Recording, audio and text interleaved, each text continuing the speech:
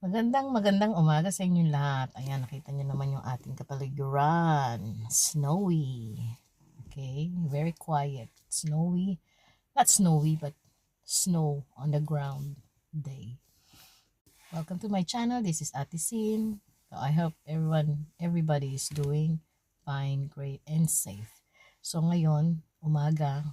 Siyempre pag umaga, kailangan natin ng agahan.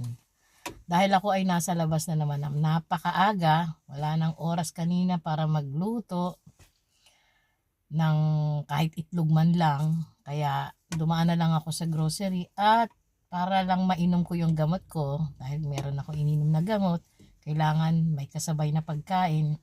Agahan, pwede na ang saging. Actually, saging guys, nakain ko na. Ito na lang ang natira. Okay, so, yan, agahan na yan dito. Kung hindi saging, yung iba, noodles, agahan, yan ang buhay dito sa labas. Tinipid ng sarili, pwede naman mag Tim Hortons. Meron silang breakfast meal na egg sandwich, kaya garlic bread, ganun. Pero tipid-tipid guys. Maraming binabayaran. May binabayaran ako sa Pilipinas. Kailangan magtipid. So, ayan. Sa Pilipinas, paglabas mo pa lang, ano na, chowking na. Oh. Paborito ko yung breakfast meal ng chowking. Dito, nako, wala naman mga chowking. Wala naman ditong mga, kasi hindi masyadong marami yung kainan or anything. So, kailangan mag-grocery para bumili ng makakain mo for at least the breakfast.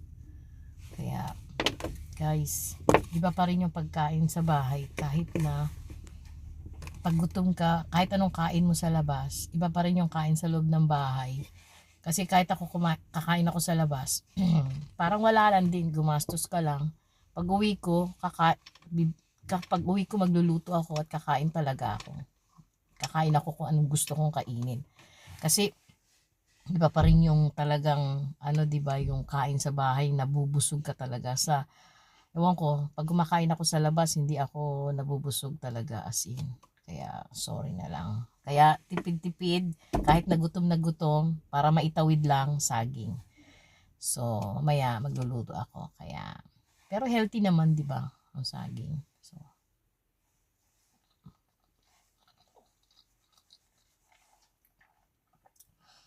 bye guys and God bless. Thank you for watching.